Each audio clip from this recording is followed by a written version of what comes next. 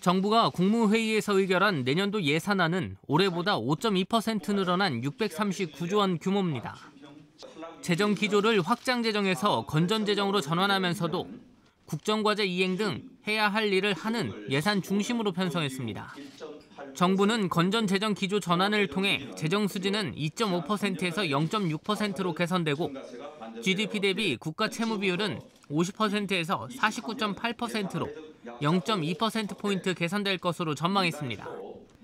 재정의 건전성과 지속 가능성에 대한 경계감이 어느 때보다 높아지고 있는 데다가 미래 세대를 위한 책임 있는 재정 운영을 위해서도 방만 재정에서 건전 재정으로의 기조 전환은 필수적이라고 하겠습니다.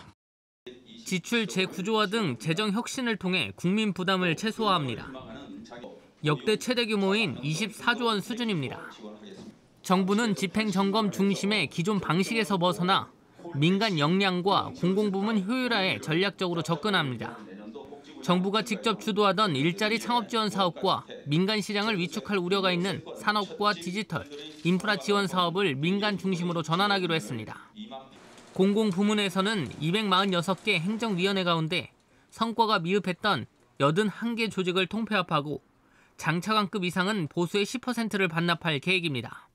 또한 국제 기준에 맞춰 관리 재정 수지를 3% 이하로 설정하고 법률 한도를 명시해 엄격하게 관리하기로 했습니다. 인수위 과정에서 선정했던 110대 국정과제에 11조 원을 반영했습니다. 고물가로 고통받는 저소득층을 위해 촘촘하고 두터운 지원으로 생계 어려움을 덜겠습니다.